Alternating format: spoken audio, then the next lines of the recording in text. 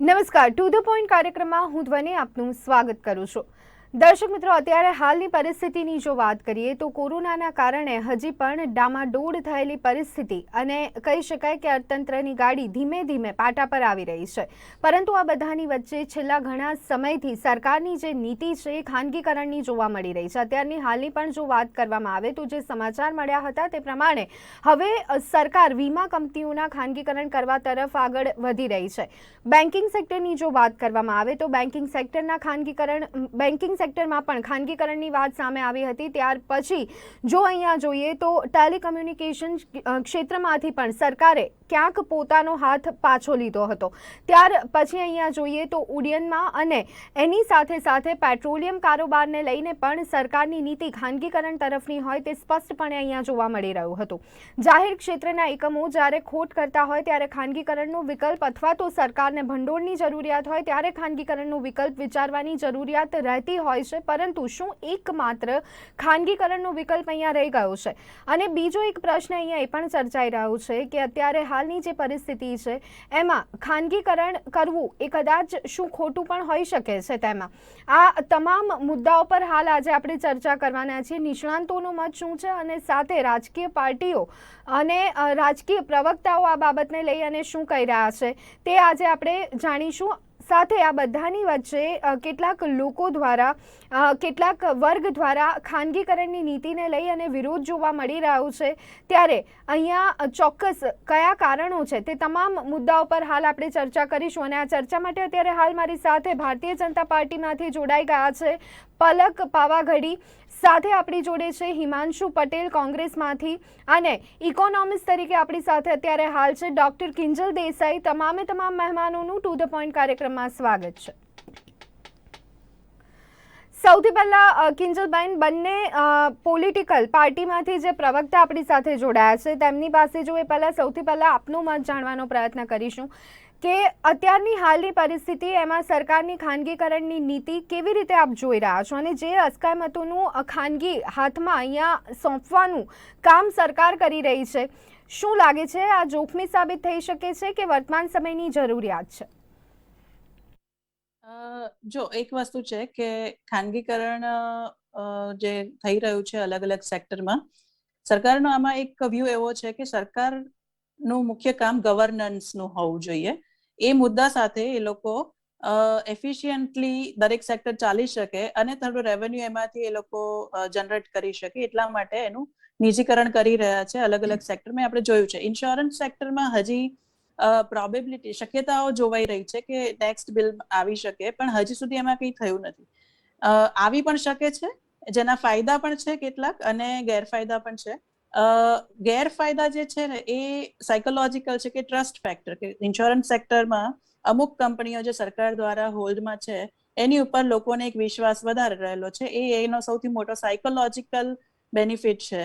અને સરકાર પણ જે તે વખતે આ મોટી ઇન્સ્યોરન્સ કંપનીઓને કહીને જરૂર પડે ત્યારે મોટું ઇન્વેસ્ટમેન્ટ કરાવડાવીને, ઘણીવાર આપણે જોયું છે ભૂતકાળમાં સ્ટોક માર્કેટને પડતું બચાવવા માટે પણ આ કંપનીઓને નિર્દેશ કરવામાં આવ્યો હતો કે તમે થોડું રોકાણ કરો, જેથી કરીને આપણે 2008માં પણ જોયું હતું કે જ્યારે માર્કેટ પડતા હતા ત્યારે LIC ને ઓર્ડર આપવામાં આવેલો કે you purchase something so that the market જે નીચે પડતું અટકી શકે. અને જો ફાયદો જોવા જઈએ તો એવું થશે કે એક નંબર 1 ફાયદો તો સરકારને આ નિજીકરણને કારણે ઘણું ફંડ જનરેટ થઈ શકશે, જે અત્યારે કોરોના સમયમાં સરકારને ઘણી રીતે બીજી જગ્યાએ મદદરૂપ પણ થઈ શકશે. અને બીજો ફાયદો એફિશિયન્ટલી કામ કરતા થશે યુનિટ્સ. નવી પ્રોડક્ટ્સ જે કહેવાય કે જે ખાનગી કંપનીઓ ઇન્સ્યોરન્સ સેક્ટરમાં આવી 2001માં, એ પછી જે ઇન્સ્યોરન્સ સેક્ટરમાં ટિપિકલ એક અમુક જ પ્રકારની ઇન્સ્યોરન્સ પ્રોડક્ટ મળતી હતી, એના બદલે વેરાયટી વધી, કોમ્પિટિશન વધી, એને કારણે એ લોકોને types of variety of product, spectrum of products મળતી થઈ, જેને કારણે લોકો પોતાને અનુકૂળ આવે એ પ્રકારની ઇન્સ્યોરન્સ પોલિસી મેળવતા થયા. પછી એ યુનિટ બેઝડ હોય, એન્ડોમેન્ટ પ્લાન હોય, ટર્મ ઇન્સ્યોરન્સ હોય કે ચિલ્ડ્રન હેલ્થ પોલિસી હોય, એવી અલગ અલગ પ્રકારની જેને જે જરૂરિયાત હોય એવી ઘણી બધી મળતી થઈ. હવે આમાં નુકસાન શું નથી એ હું તમને 1 મિનિટમાં કહું, પછી આપણે વિસ્તારથી વાત કરીશું. કે કોઈ પણ ઇન્સ્યોરન્સ કંપની હોય, એ પ્રાઇવેટ સેક્ટરની હોય કે પછી પબ્લિક સેક્ટરની હોય, એ દરેક ઇન્સ્યોરન્સ કંપનીએ રીઇન્શ્યોરર પાસેથી પાછો પોતાનો ક્લેમ અશ્યોર કરવાનો હોય છે. એટલે આખી દુનિયામાં આવી મર્યાદિત 3-4 રીઇન્શ્યોરન્સ કંપની છે કે દુનિયાભરની ઇન્સ્યોરન્સ કંપનીઓ ત્યાંથી પોતાનો રીઇન્શ્યોરન્સ લે. The safety of the insurance company એવું કહી શકાય સાદી ભાષામાં, કે એ લોકો પણ પોતાનો ક્લેમ છે કે એને પ્રોટેક્ટ કરે, પોતાનો ઇન્ટરેસ્ટ પ્રોટેક્ટ કરે, કે જેથી કરીને કોઈ પણ નેશનલ કેલેમિટી કે નેચરલ કેલેમિટી આવે તો તે વખતે એમનું રિસ્ક હેજ થાય. એટલે પ્રાઇવેટ સેક્ટર હોય કે પબ્લિક સેક્ટર હોય, એ ઇન્સ્યોરન્સ કંપની રીઇન્શ્યોરર પાસેથી એક સિક્યોરિટી તો લેવાની જ છે. એટલે જે એન્ડ યુઝર છે, મારા તમારા જેવા લોકો, એમને તો ઇન્સ્યોરન્સના ક્લેમ સેટલમેન્ટ મળવાના છે. એટલે એમાં એન્ડ યુઝરને પ્રોબ્લેમ નથી થવાનો. એ રીતે ખાનગીકરણ અત્યારે હાલ થઈ રહ્યું છે, ત્યારે સામાન્ય વર્ગ માટે વાત કરીએ અથવા તો લેમન લેંગ્વેજમાં જો વાત કરવામાં આવે તો માત્ર ને માત્ર ટ્રસ્ટ ઇસ્યુ એ એક જ નુકસાન છે, બાકી ખાનગીકરણથી સામાન્ય જનતાને અહીંયા કોઈ જ નુકસાન થવાની શક્યતાઓ નથી, આપના મતે? એન્ડ યુઝરને જે પોલિસી બેનિફિટ્સ છે એની વેરાયટી વધવાની છે, એનો રીચ વધશે, અને જેને સુટેબિલિટી જે કહેવાય, પ્રોડક્ટ સુટેબિલિટી એને જે હોય મળશે, અને સેફટી જે છે કે મને ક્લેમ સેટલ થશે કે નહીં, એ જે કન્સર્ન એરિયા હોય છે, એ રીઇન્શ્યોરર પાસેથી એનો ક્લેમ સેટલ ઇન્સ્યોરન્સ કંપનીને આવતા હોય છે ને એમાંથી આપણને મળતા હોય છે. એટલે ઓવરઓલ કોઈ, અને બીજું, કોઈ પણ ઇન્સ્યોરન્સ કંપની છે ને ક્યારેય બંધ નથી થઈ શકતી, આ કાયદો છે. એટલે કાં તો એ મર્જ થઈ શકે, એક્વાયર થઈ શકે, પણ એ બંધ ના થઈ શકે. એટલે આપણી જે પોલિસીસ છે એ પ્રાઇવેટમાં હોય કે પબ્લિક સેક્ટરમાં હોય, એ આપણે આપણું રિસ્ક ઇન્શ્યોર્ડ રહેવાનું છે. That is what I want to convey. Okay. Himanshuji, આપની પાસે આવવા માંગીશ. ખાનગીકરણ સરકારની નીતિ અને તેને લઈ અને કોંગ્રેસનો સખત વિરોધ. શા માટે આટલો વિરોધ? જે રીતે અહીંયા ઇકોનોમિસ્ટ સમજાવી રહ્યા છે કે વધુ કોઈ નુકસાન થવાની અહીંયા સામાન્ય જનતા માટે તો શક્યતા નથી. જો જે પ્રમાણે ખાનગીકરણ ક્યારે કરવું જોઈએ એના પણ બધા નોર્મ્સ છે. હવે જો તમારી બાજુ એક બાજુ જીએસટી ની આવક તમારે વધેલી દેખાય છે, તમે ઇન્કમ ટેક્સ ની આવક તમે કહો છો વધી છે, અને પછી તમારી સરકારની બીજી બધી જે પ્રોડક્ટોમાં જે આપણે કહીએ કે જે એમણે ડિસઇન્વેસ્ટમેન્ટના ટાર્ગેટો એચીવ કરવાની વાત કરી, તો એ ડિસઇન્વેસ્ટમેન્ટના ટાર્ગેટ સિવાય પણ બીજી ઇન્કમ આરબીઆઈ જોડેથી તમે લીધેલી છે. એટલે આ બધી ઇન્કમો લીધા પછી તમારી જે ડેફિસિટ, ફિસ્કલ ડેફિસિટ આવે છે, એ તમે એક પણ લેવલે મેચ નથી કરી શકતા તમારા બજેટરી એસ્ટિમેટ સાથે બધા. તો આ પૈસા જાય છે ક્યાં? તમારા પુષ્કળ પૈસા તો દેવું પણ વધ્યું છે, તમારું સરકારનું દેવું પણ વધ્યું છે. 7 વર્ષમાં જે 1947 થી 2014 સુધીમાં 52 લાખ કરોડનું હતું, એ સીધું અત્યારે 1 લાખ કરોડ ઉપર પહોંચ્યું, ઓલમોસ્ટ ડબલ થઈ ગયું. તો આ બધું કરવાની જરૂર શા માટે પડી? તમારું દેવું વધ્યું છે, આવકો વધી છે, તો તમારે ડિસઇન્વેસ્ટમેન્ટ તો કરવાની જરૂર જ ના આવે. આઈધર તમે પૈસા આયા છે એ તમે બીજી જગ્યાએ ઇન્વેસ્ટમેન્ટ કરો છો. તો કયા નિયમો છે કે જેનાથી એવું સ્પષ્ટ થઈ શકે કે કોઈ એક ચોક્કસ સમયમાં જ સરકાર ખાનગીકરણ તરફ આગળ વધી શકે છે? ચોક્કસ હું તમને એ પરિસ્થિતિનું, જ્યારે નોન કોંગ્રેસી ગવર્મેન્ટ આવી છે ત્યારે એ પરિસ્થિતિનું નિર્માણ થયું છે. 89-90માં જ્યારે સોનું વેચવા કાઢવાની પરિસ્થિતિ આવેલી હતી, એ વખતે સરકારને ફંડની રિક્વાયરમેન્ટ હોય. આજે હું તમને એક સામાન્ય એક્ઝામ્પલ આપું. કોઈ પણ વ્યક્તિ જે છે, તો આજે એને બિઝનેસ માટે રિક્વાયરમેન્ટ હોય, તો એ આજે એની વસ્તુઓ, જે એનું મકાન હોય કે એની ફેક્ટરી હોય, તો એ મોર્ગેજ કરીને એના ઉપર લોન લેતો હોય છે, અથવા તો એની જોડે કોઈ બીજી એસેટ્સ હોય તો એ વેચીને એના બધા બિઝનેસ માટે કરતું હોય છે. તો આવી રીતના સરકારને જ્યારે ફંડની રિક્વાયરમેન્ટ આવી હોય ત્યારે ડિસઇન્વેસ્ટમેન્ટ એના પ્રોફિટ મેકિંગ યુનિટોમાંથી નહીં, એના લોસ મેકિંગ યુનિટોમાંથી કરે. કેમ કે સરકાર જોડે જે બિઝનેસો છે બધા મોનોપોલી વાળા બિઝનેસો રહેલા છે. એટલે લોસ મેકિંગમાં સરકારને જે ખર્ચો વધારે થતો હોય અને આવક ઓછી થતી હોય એવા બિઝનેસ કરે, તો એનાથી પબ્લિક પ્રાઇવેટ પાર્ટનરશિપમાંથી શું થશે કે પ્રાઇવેટ કંપનીઓ એમના લિમિટેડ સોર્સિસમાં જે આજે બિઝનેસ એક્સપ્લોર કરતા હોય છે, તો એ બિઝનેસ એક્સપ્લોર કરી શકે, કેમ કે એમને મોનોપોલી વાળો બિઝનેસ મળવાનો છે. ભલે લોસ મેકિંગ છે, ગવર્મેન્ટના જે ખર્ચા હોય એના કારણે લોસ મેકિંગ થયો, પણ બિઝનેસ પ્રોફિટ મેકિંગ હોય છે. તો એના કારણે એવા બિઝનેસોનું ડિસઇન્વેસ્ટમેન્ટ કરવું જોઈએ જેથી કરીને ગવર્મેન્ટની આવકો વધે. આમાં શું થવાનું કે અત્યારે જેમ બેને એક વસ્તુ જે પોઈન્ટ બરાબર કીધો કે જે અત્યારે સરકારમાં ટ્રસ્ટ પબ્લિકનો રહ્યો નથી, કેમ કે સરકાર કંઈ બોલે છે 7 વર્ષમાં આપણે જોયું અને કરે છે કંઈક જુદું. એટલે એક વિશ્વાસ નથી રહ્યો. ડિપોઝિટના રેટો ઘટતા ગયા છે, લોકોની આવકો ઘટતી ગઈ છે. સામે સરકાર અત્યારે ડિસઇન્વેસ્ટમેન્ટ કરશે તો સરકારની આવકો પણ ઘટશે. જે યુનિટો પ્રોફિટ આપતા હતા, આજે એલઆઈસી જે સર્વાઈવલ કરતું હતું, આજે ગવર્મેન્ટનું સર્વાઈવલ થાય તો દેશના લોકોનું સર્વાઈવલ થાય. જેમ 2004માં એલઆઈસી ને કીધું કે તમે શેર લઈ લો, 2008માં કીધું તો લઈ લો, તો આજે એ એલઆઈસી ઇન્વેસ્ટમેન્ટ કર્યું, એને નીચા ભાવમાં ઇન્વેસ્ટમેન્ટ થયું છે અને એને સારા રિટર્ન્સ મળેલા છે એલઆઈસી ને, અને એ જ રિટર્ન્સ થી એને ગવર્મેન્ટને ડિવિડન્ડ પણ સારા આપેલા છે, અને જે પોલિસી હોલ્ડર્સ ને એના ક્લેમ સેટલમેન્ટ પણ સારી રીતે કર્યા. સૌથી વધારે ક્લેમ સેટલમેન્ટ નો રેશિયો એલઆઈસી માં છે પ્રાઇવેટ કંપનીઓ કરતા સિવાય. એટલે લોકોને એક વિશ્વાસ નથી, જો પ્રાઇવેટ કંપનીઓ આવશે તો એ લોકો સારા પોલિસી દેખાડશે, ડ્રાફ્ટેડ પોલિસી સારી હશે, પણ એનાથી એ જે પબ્લિકને જ્યારે ક્લેમ લેવા જશે ને ત્યારે એને એક બધા નોર્મ્સ દેખાડશે. આપણે એ પણ જોયું છે કે આ પ્રકારની જ્યારે સેવાની વાત થઈ રહી હોય ત્યારે લોકોની જે પડતી સમસ્યાઓ છે, મુશ્કેલીઓ છે, એ પ્રાઇવેટ કંપનીના હાથમાં જ્યારે તમામ પ્રકારનું સંચાલન હોય છે ત્યારે એ સમસ્યાઓનો નિકાલ પણ જલ્દીથી થતો હોય છે, અને જ્યારે પ્રાઇવેટ કંપનીની એન્ટ્રી થાય છે ત્યારે કોમ્પિટિશન પણ વધે છે, ત્યારે અલ્ટિમેટલી જે ફાયદો છે એન્ડ યુઝર્સને મળતો હોય છે. તો આખરે અહીંયા શા માટે કોંગ્રેસ તરફથી આટલો વિરોધ?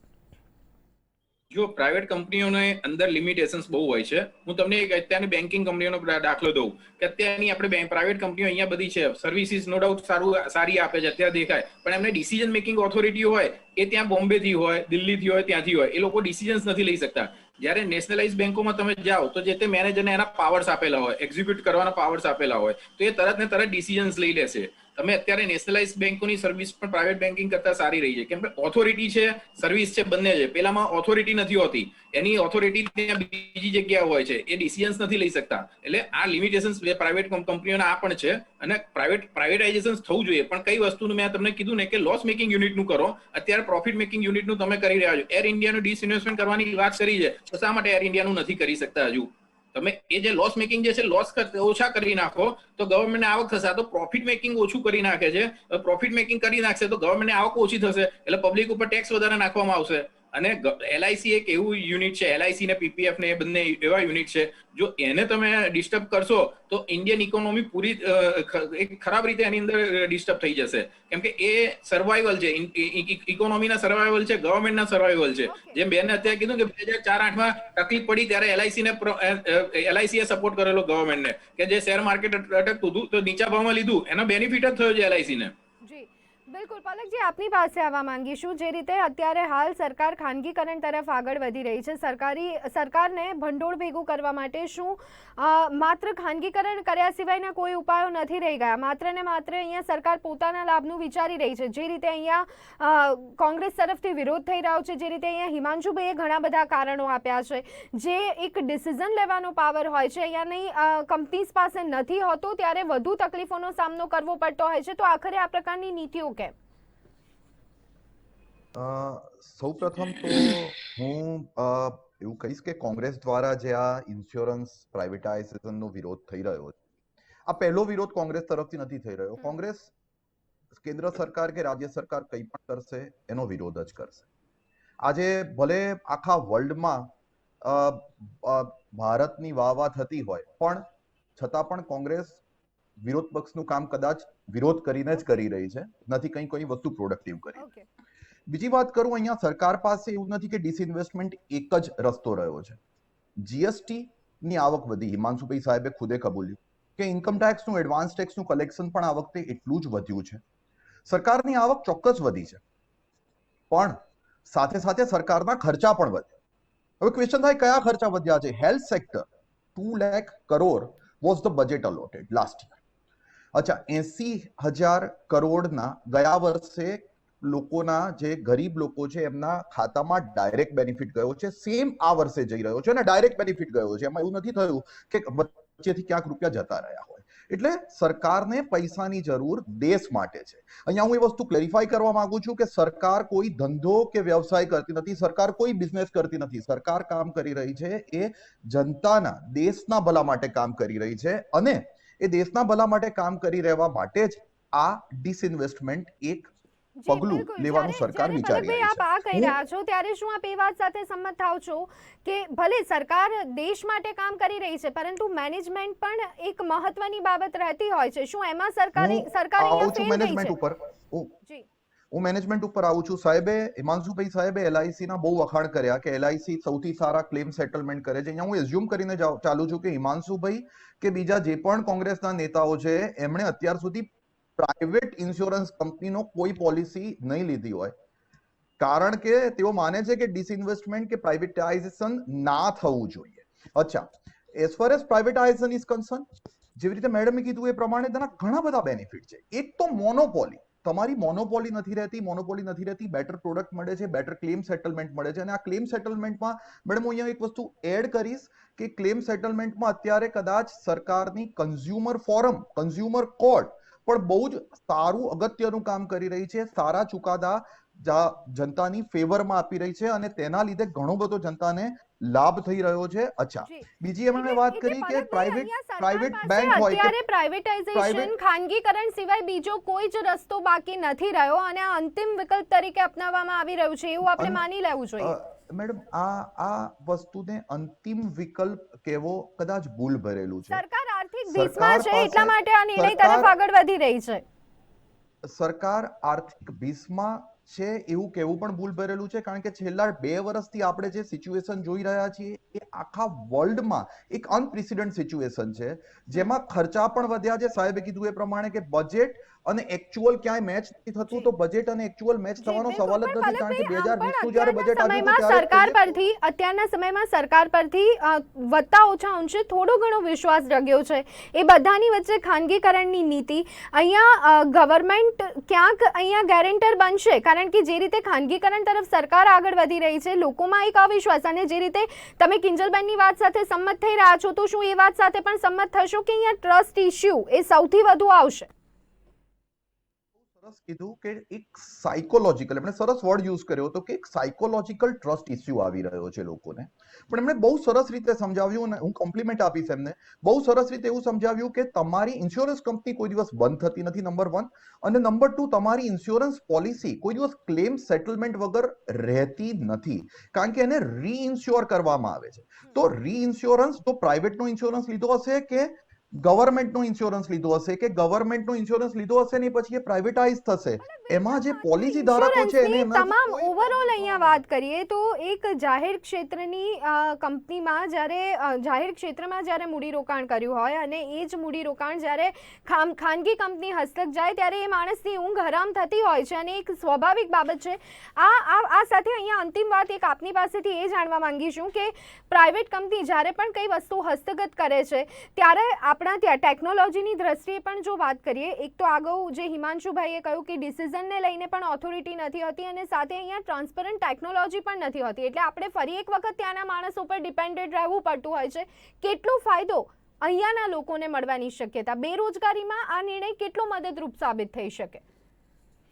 સૌથી પહેલો મુદ્દો તો મારો મેડમ એ છે કે આજે આટલી પ્રાઇવેટ ઇન્સ્યોરન્સ કંપની જ્યારે એસ્ટાબ્લિશ થયેલી છે, કે સરકાર જ્યારે અત્યારે જાહેર કંપનીઓનું પ્રાઇવેટાઇઝેશનનું વિચારી રહ્યા છે, ત્યારે એમ્પ્લોયમેન્ટને કોઈ ખતરો મારા મતે છે જ નહીં, ઉલટા એમ્પ્લોયમેન્ટ વધવાના ચાન્સીસ છે. બીજું સાહેબે કીધું એ પ્રમાણે કે એક જગ્યાએ ડિસેન્ટ્રલાઇઝ મેનેજમેન્ટ થયેલું હોય છે એટલે ડિસિઝન લેવામાં વાર આવે છે. આ વાત સાથે હું બિલકુલ સંમત નથી, કારણ કે અત્યારે જે પ્રમાણે આપણે એફિશિયન્ટલી પ્રાઇવેટ બેંકોને, હું એમ નથી કહેતો નેશનલાઇઝ બેંક વર્ક નથી કરતી, બહુ સારું જ વર્ક કરી રહી છે, પણ એની સાથે પ્રાઇવેટ બેંકો પણ એટલું જ સારું વર્ક કરી રહી છે અને પ્રાઇવેટ ઇન્સ્યોરન્સ કંપની પણ એટલું જ સારું વર્ક કરી રહી છે. એટલે એક એવું ભૂલ ભરેલું છે કે મારે અમદાવાદમાંથી કોઈ લોન સેન્કશન કરાવવાની હોય તો પ્રોડક્ટ એ લોકો આપે છે, પણ એના સેન્કશન પાવર બોમ્બે પાસે છે અને વાર લાગે છે. હું એની જોડે બિલકુલ સંમત નથી. ઉલટું પ્રાઇવેટ કંપનીઝમાં કે પ્રાઇવેટ સેક્ટરમાં કદાચ ઘણી ઇફિશિયન્ટલી કામ થઈ રહ્યું છે અને લોકોને ઇઝ ઓફ ડુઈંગ બિઝનેસ બહુ સારી રીતે મળી રહ્યો છે, અને તેથી જ લોકોનું આ પ્રાઇવેટ સેક્ટરમાં એક વિશ્વાસ છે. હિમાંશુભાઈ, આપની પાસે આવવા માંગીશ અને ત્યાર પછી તરત કિંજલબેન પાસે, ખાસ કરી અને ખાનગીકરણ અને તે કરવા પાછળના કારણો અહીંયા ભારતીય જનતા પાર્ટીના પ્રવક્તાએ ખૂબ જ સારી રીતે સમજાવ્યા, પરંતુ તેમ છતાં કોંગ્રેસનો અહીંયા વિરોધ કયા પ્રકારના કરવામાં આવશે, કારણ કે સરકાર મક્કમ લાગી રહી છે ખાનગીકરણ માટે, અને સાથે બીજી એક ચર્ચાઓ એ પણ છે કે આખરે આ સમયમાં ખાનગીકરણનો આટલો વિરોધ કેમ? ભૂતકાળમાં કોંગ્રેસના શાસનમાં પણ ખાનગીકરણની શરૂઆત થઈ ચૂકી હતી ત્યારે. ચોક્કસ, મેં અગાઉ પણ કીધું કે ખાનગીકરણ સારું છે, પણ કઈ વસ્તુનું કરવાનું એ મેં અગત્યનું કીધું, પ્રોફિટ મેકિંગ યુનિટનું નહીં. અત્યારે લોસ મેકિંગ યુનિટના કોંગ્રેસ વખતે થયેલા છે, અને અત્યારે તમે બીપીસીએલ કરી નાખો. બીપીસીએલ જે પ્રોફિટ મેકિંગ છે, સૌથી વધારે ડિવિડન્ડ પેઇંગ કંપની, એને તમે સસ્તા ભાવમાં, બીએસએનએલ સસ્તા ભાવમાં આપી દઈ રહ્યા છો. જે પ્રોફિટ મેકિંગ હતા એને તમે ખલાસ કરી નાખ્યા. જીઓને તમે પ્રમોટ કર્યા, એઝ એ પીએમ જીઓનું બ્રાન્ડ એમ્બેસેડર કર્યું પ્રાઇવેટ કંપનીનું, અને તમે BSNL જે પોતાની કંપની કહેવાય એને ખાડામાં નાખી દીધી. એટલે એ પ્રમાણે એ લોકોએ જે ગવર્મેન્ટની કંપનીઓને એકદમ નીચા ભાવમાં નીચા વેલ્યુએશનથી પ્રાઇવેટ કંપનીઓને, કેમ કે એમની જોડે લેન્ડ વધારે છે. અત્યારે રેલવેનું તમે નિજીકરણ કરી રહ્યા છો, 190 ટ્રેનો રેલવેની આપી રહ્યા છો, તો તમે શા માટે બુલેટ ટ્રેન જે નવો પ્રોજેક્ટ છે એને તમે નિજીકરણ નથી કરી શકતા? કેમ કે એનો પ્રોજેક્ટ જે છે એ ખાલી જે બેનિફિટ થશે, જે એફોર્ડ કરશે એ લોકો પૈસાદાર લોકો છે, તો તમે એનું નિજીકરણ નથી કરતા. પણ જે લોએસ્ટ રેટે જે અત્યારે પેસેન્જરને અત્યારે લોએસ્ટ રેટે ગવર્મેન્ટ બેનિફિટ્સ પ્રોવાઈડ કરી રહી છે એનું તમે નિજીકરણ કરી રહ્યા છો. એટલે પૈસાદાર થઈ રહ્યો છે આ 7 વર્ષમાં આપણે જોયું. બીજું પલકભાઈ એ નથી જોતા કે આ ગવર્મેન્ટના સ્પેન્ડિંગો શેમાં વધ્યા છે. 20,000 કરોડનું નવું સેન્ટ્રલ વિસ્તારનું બિલ્ડિંગ બનાવવા જાય છે, 8,000 કરોડના પ્રાઇવેટ પ્લેનો લે છે જેમ વડાપ્રધાનશ્રીના રાષ્ટ્રપતિ માટે. તો એ બધા ખોટા ખર્ચા અને ઓછા કરવા જોઈએ, જેથી કરીને તમારા અત્યારે ફિસ્કલ ડેફિસિટના ટાર્ગેટ છે એ નથી મળતા, એ મળે. એટલે સરકારે આજે એમના જે ખર્ચા ઓછા કરશે તો ઓટોમેટિક કોઈ ડિસઇન્વેસ્ટમેન્ટ કરવાની જરૂર નહીં પડે. મેં અગાઉ કીધું, આવકો વધી, GST ની આવકો જે ITC ના ક્લેમો ઓછા કરાવડાવીને વધી રહેલી છે. બાકી બીજું કોઈ સરકારને બેનિફિટ સરકારે ગવર્મેન્ટ પબ્લિકને કોઈ એવો નથી આપ્યો કે જેને કારણે જે પબ્લિકની આવકો ડાયરેક્ટલી વધે. ઓન ધ કોન્ટ્રારી, અને જે બીજું જે પલકભાઈએ કીધું કે બીજા દેશમાં વાવા થઈએ કોંગ્રેસ જે વિરોધ કરે છે, તો કોંગ્રેસ જે વિરોધ કરે છે સાચો કરે છે. કેમ કે જે પોઈન્ટો બીજેપી ખોટા રેઝ કરીને આવેલી, હું તમને નાના દાખલા દઈ દઉં કે આજે વસ્તુ શું થઈ રહી છે. અત્યારે હ્યુમન ડેવલપમેન્ટ ઇન્ડેક્સમાં ઇન્ડિયા 131માં નંબર છે 189 કન્ટ્રીઝમાંથી. હંગર ઇન્ડેક્સમાં 94માં નંબર છે 107 કન્ટ્રીઝમાંથી. પીસ જે શાંતિની વાત કરીએ તો શાંતિમાં 139માં નંબર છે. હેપીનેસ ઇન્ડેક્સમાં 144માં નંબર છે 151 કન્ટ્રીમાંથી. જેન્ડર ગેપમાં ઇન્ડેક્સમાં 144માં. એટલે આટલા બધા પેરામીટર્સમાં ઇન્ડિયાનું એકદમ પુઅર પરફોર્મન્સ રહેલું છે. બીજું બજેટમાં જ્યારે બજેટના એલોકેશન્સમાંથી RBI માં ખાલી કરી દેતા, ક્યારે કોંગ્રેસ ગવર્મેન્ટે RBI ને ફંડિંગ નતા લીધા. એક વખત બજેટ 2017-18 નું આવેલું, તેમાં 1,76,000 કરોડની ગેપ હતી અને RBI માંથી એમને પૂરેલી છે. જી બિલકુલ. કિંજલબેન, અહીંયા બંને પક્ષ તરફથી પોતપોતાના કારણો મૂકવામાં આવ્યા છે. આપને શું લાગે છે, જ્યારે કહી શકાય કે નફો કરતા જે ક્ષેત્ર છે એમાં પણ અહીંયા ખાનગીકરણ તરફ સરકાર આગળ વધી રહી છે, ત્યારે એની પાછળના એક કારણ શું હોઈ શકે? એક અર્થશાસ્ત્રીની દ્રષ્ટિએ આપ તેને કેવી રીતે જોઈ રહ્યા છો? શું લાગે છે કે અહીંયા ક્યાંક ને ક્યાંક FDI વધારવાના ભાગરૂપે આ તમામ પ્રકારની નીતિઓ સરકારની જોવા મળી રહી છે? જો હું છે ને આને એક પોલિટિકલ વસ્તુને સ્ટેપ અસાઇડ કરીને એક ઇન્સ્યોરન્સ સેક્ટર તરીકે એને જોવા માંગુ કે એના બેનિફિશિયરી જે છે, એના પોલિસી હોલ્ડર્સ છે, એના માટે આ વસ્તુ શું રહેશે.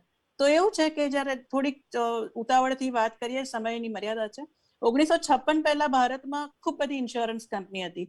1956માં ઇન્સ્યોરન્સ એક્ટ હેઠળ એનું મર્જ કરવામાં આવ્યું. ત્યારબાદ નરસિંહ રાવની ગવર્મેન્ટ વખતે ફરીથી પાછું પ્રાઇવેટાઇઝેશન શરૂ કરવા માટેની વાત ચાલુ થઈ અને પછી 2001માં આ ઇન્સ્યોરન્સ સેક્ટરને ખુલ્લું મૂકવામાં આવ્યું પ્રાઇવેટ કંપનીઓ માટે, જનરલ ઇન્સ્યોરન્સ અને લાઈફ ઇન્સ્યોરન્સ બંને માટે. અને ત્યારબાદ જે આપણી પાસે જે પ્રોડક્ટ્સ આવી, જે રીચ વધ્યો, તે વખતે આપણી ઇન્ડિયાની બહુ ઓછી પોપ્યુલેશન કવર્ડ હતી ઇન્સ્યોરન્સની અંડરમાં. અત્યારે લગભગ 40% પોપ્યુલેશન ઇન્સ્યોરન્સમાં, જનરલ ઇન્સ્યોરન્સ અને લાઈફ ઇન્સ્યોરન્સની ભેગી થઈને કવર્ડ છે, પણ હજી ઘણું બધું કરવાનું બાકી છે. તો જે રીચ છે એ મોર એફિશિયન્ટલી લોકો સુધી પહોંચે એટલા માટે 2001માં ઇન્સ્યોરન્સ સેક્ટર પ્રાઇવેટ કંપનીઝ માટે ખુલ્લું મૂકવામાં આવ્યું. ત્યાં સુધી માત્ર એક કંપની હતી, LIC. હવે LICમાં પ્રોફિટ મેકિંગ કંપની છે, એનું કારણ એ છે કે એની પાસે લાર્જ પોલિસી હોલ્ડરનો બેઝ છે. ઇન્સ્યોરન્સનો નિયમ એ છે કે જેટલા પોલિસી હોલ્ડર વધે એટલું રિસ્ક હેજ થાય, એટલું રિસ્ક સ્પ્રેડ થાય અને એ કંપનીની પ્રોફિટેબિલિટી અને એનું કામ સારી રીતે વધતું જાય. તો હવે LIC નું જો પ્રાઇવેટાઇઝેશન થાય અથવા ન થાય, અથવા તો અડધું થાય કે પર્સન્ટેજમાં થાય, IPO આવે અને કંઈ પર્સન્ટેજમાં થાય, તો એના કારણે LIC ની એફિશિયન્સી કે પ્રોફિટેબિલિટી ઘટવાની નથી. અને કે પોલિસી હોલ્ડર જે એન્ડ યુઝર છે, બેનિફિશિયરી છે, એને કોઈ નુકસાન નથી થવાનું. એના ક્લેમ સેટલમેન્ટ રેશિયોમાં કોઈ ફરક નથી પડવાનો. જી બિલકુલ. ઓન ધ કન્ટ્રી કદાચ આપણે રોકવા માંગીશ, આપણી પાસે સમયનો અભાવ છે. ચર્ચા ઘણી થઈ શકે તેમ છે, પરંતુ અત્યારની હાલની પરિસ્થિતિ પ્રમાણે એ જોવા મળી રહ્યું છે કે ધીરે ધીરે સરકાર ખાનગીકરણ તરફ આગળ વધી રહી છે. ચોક્કસ ખાનગીકરણના ઘણા બધા ફાયદા પણ છે. દરેક સિક્કાની બે બાજુ રહેતી હોય છે, તેવું જ કંઈક ખાનગીકરણમાં પણ જોવા મળી રહ્યું છે. પરંતુ અત્યારે હાલ એક ચર્ચા સૌથી વધારે જોવા મળી રહી છે કે ફરી એક વખત દેશમાં ઈસ્ટ ઇન્ડિયા કંપની જેવો માહોલ જોવા મળી રહ્યો છે. દેશની અંદરની ઈસ્ટ ઇન્ડિયા કંપની દ્વારા દેશ માટે કંઈક કામ કરવામાં આવી રહ્યું હોય તેવી ચર્ચાઓ પણ અત્યારે હાલ જોવા મળી રહી છે. તમામ નિષ્ણાંતોના મત જાણવાનો પ્રયત્ન કર્યો અને સાથે રાજકીય પાર્ટીના પ્રવક્તાઓના મત પણ આપણે જાણ્યા. તમામ મહેમાનો અમારી સાથે જોડાયા તે બદલ આપનો ખૂબ ખૂબ આભાર. Thank you. પોઈન્ટ કાર્યક્રમમાં અત્યારે બસ આટલું. ફરી એક વખત મળીશું. રજા આપશો. નમસ્કાર.